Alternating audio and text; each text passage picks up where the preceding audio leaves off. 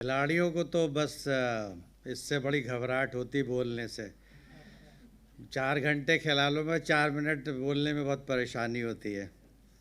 बहरहाल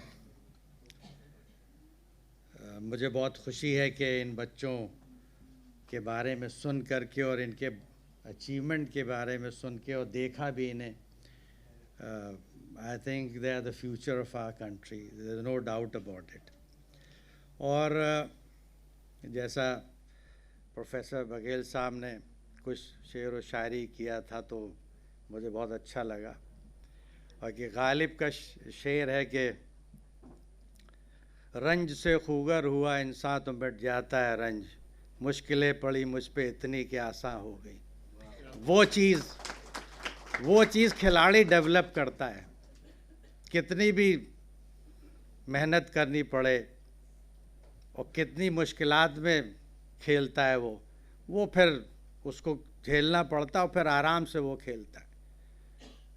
मुश्किलें पड़ी मुझ पे इतनी कि आसान हो गई, क्योंकि उसने इतनी मेहनत की कि वो उसको बाद में लगा ही नहीं कि मैं, जैसे आप मदन लाल जी हैं, ये तेंदुलकर है, कपिल देव हैं, अजीत पाल सिंह है, ये जब इंडिया खेलते तो वो खेलते ही चले जा रहे हैं मालूम 10 साल, और पीछे वाले कहते ये कब हटेंगे। तो वो यानी जब कोई इंसान उस लेवल पे पहुंच जाता है तो it becomes very simple for him. तो मेरा सिर्फ ये कहना है कि ख़ास तौर पे ये तो मेरा कहना लाजिम है कि मैं बहुत शुक्रगुज़ार हूँ कि न्यूज़ एक्स वालों ने मुझे याद किया इस बड़े मौके पे। और ख़ास तौर पे मनोज जोशी साहब ने जब मुझसे बात किया तो मैंने कहा नहीं भाई, surely I will try to make it today, क्योंकि कल मैं गुवाहाटी में था तो सुबह आना था मुझे। मैंने कहा शाम को आई विल कम श्योरली। बहरहाल बहुत ज़्यादा टाइम तो नहीं लूँगा। बहुत खेल से इंसान बहुत सीखता है, ये मैं ज़रूर आपको बताना चाहता हूँ। वो चीज़ सीखता है जो किसी और फील्ड में नहीं होता है। ये ऐसी दवा है जिसने खा ली वो फिर बीमार नहीं होता। This is my. खिलाड़ी जो है वो अगर हारेगा भी और जीतेगा भी तो हारने वाला ये कहेगा कि आप अच्छा खेलें, और जीतने वाला कहेंगे यार you have played very well but I have one the game. ये एक बहुत यानी हम लोगों को पॉजिटिविटी की सोच देता है। खेल तो यानी खिलाड़ी की एक अलग आत्मा होती है, वो जनरेट होती है अंदर जब वो खेलता है सबके साथ। हम उसी बाल्टी से सब पानी पीते थे जिसमें 10 गिलास हो और 10 लोग जगह से होते थे, चाहे पंजाब से हो, गुजरात से, मध्य प्रदेश से, उसी से पानी पीना और ये भी नहीं मालूम कौन किसका गिलास है। जी बिल्कुल बिल्कुल बिल्कुल, एब्सोल्युटली राइट सर, बिल्कुल एब्सोल्युटली राइट। ये हमें कुछ नहीं मालूम होता कि कौन क्या है क्या नहीं है। उसने पिया फेंका, फिर पिया फेंका, कोई इधर जा रहा है कोई उधर जा रहा। और अगर आप ये देखेंगे कि जो हमारी वेवलेंथ है, चाहे क्रिकेट हो, चाहे हॉकी हो, चाहे फुटबॉल हो, हम उसी वेवलेंथ से मिलते हैं और बहुत अच्छे तरीके से मिलते हैं। ये नहीं कि हम एक दूसरे की बुराई करते हो किसी की, नहीं। बिकॉज उस आदमी को मालूम है कि एक जर्नल पब्लिक किएगा यार स्वर्ण पदक नहीं जीता तो साले ने कुछ नहीं किया, मगर हम जानते हैं कि अगर वो रजत पदक भी जीत जाए तो बहुत बड़ी बात है। We know the standard of the world games.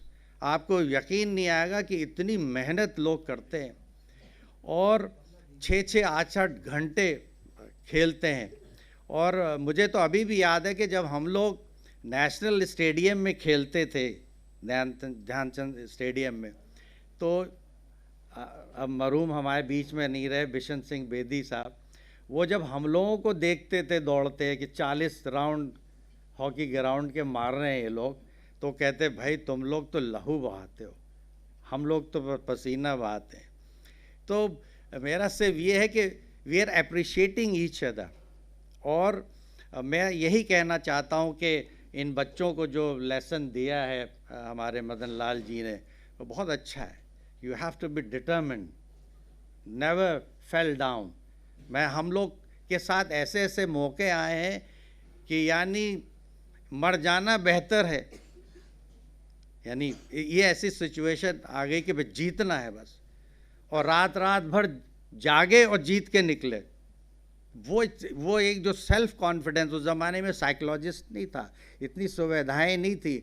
हमने वो वर्ल्ड कप जीता है जो जीता वर्ल्ड कप ओलंपिक्स में, जो बैरक्स में रहते थे हम लोग, एक पंखा कूलर भी नहीं, ये मैं आपको बता रहा हूँ हकीकत, कूलर नहीं। हम कहते थे कोच साहब हम we are playing 3 times in a day, 6 बजे सुबह से 8 बजे ब्रेकफास्ट किया, कपड़े धोने खुद जा रहे हैं, खुद सुखाने जा रहे हैं, फिर उससे कह रहे 12 से 1 बजे तक फिर आओ धूप में, जुलाई के महीने में। और एस्ट्रो टर्फ पे तो वो जब पानी डलता है तो यानी जैसे ऐसा लगता है भाप उड़ रहा हो, और उसके बाद फिर शाम को फिर 4 बजे से 6 बजे तक।